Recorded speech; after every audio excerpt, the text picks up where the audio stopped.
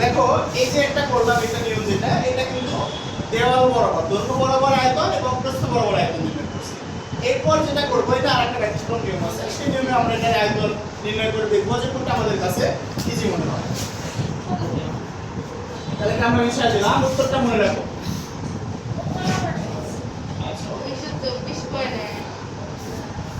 তাহলে সেম ভাবে আমরা এটা যেটা ছিল এটা আবার একটু বাড়িয়ে দিব।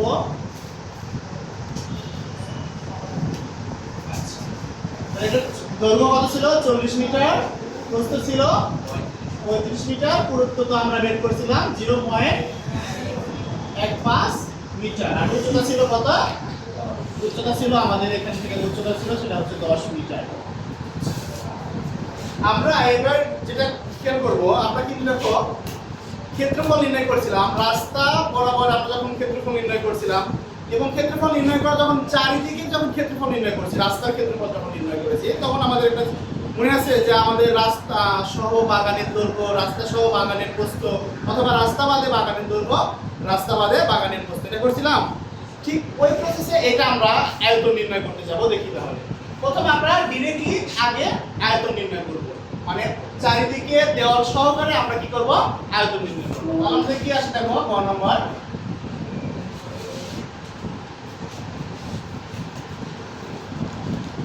দেওয়াল সহ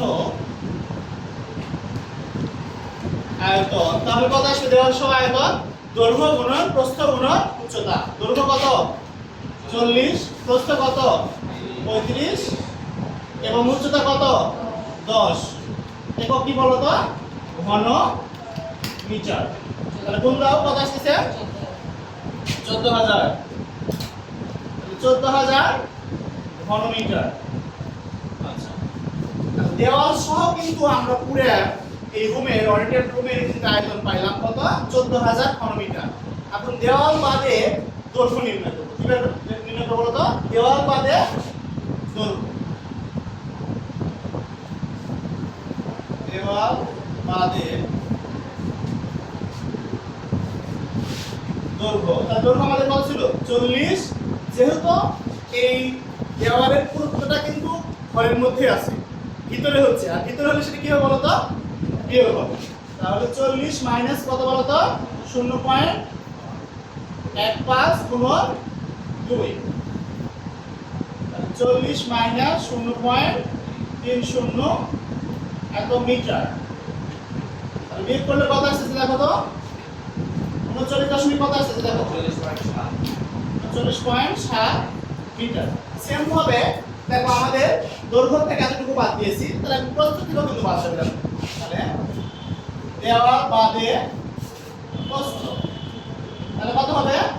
35 মাইনাস সেম হবে 0.15 গুণন 2 এত মিটার। 35 মাইনাস 0.3, তাহলে কত? এটা 34 পয়েন্ট কত আসছে? 7 মিটার। দেওয়াল বাদে এই ঘরটির আয়তন নির্ণয় করব। তাহলে দেওয়াল বাদে ঘরটির আয়তন কি হবে? তাহলে দৈর্ঘ্য গুণন প্রস্থ গুণন উচ্চতা। সেম ভাবে তাহলে আমরা এটা মিশিয়ে দিলাম একটু।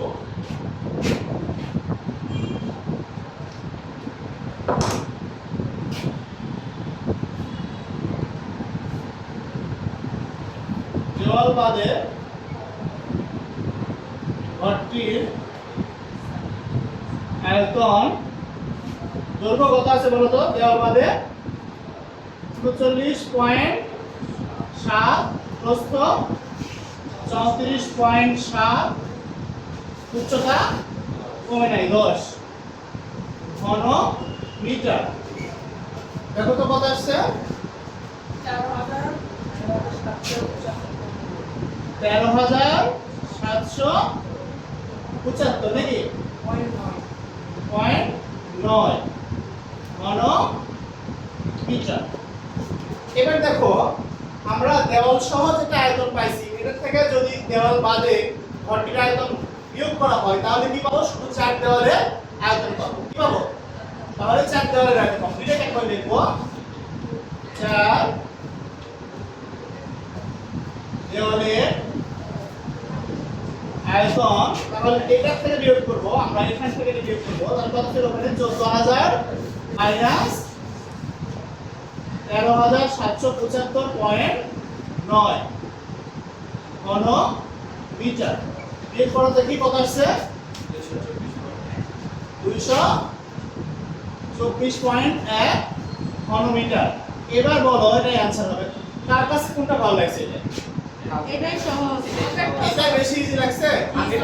আচ্ছা আপনি সহজটা তো আপনি করেই যাবেন। আচ্ছা আমি এটা করে দিলাম।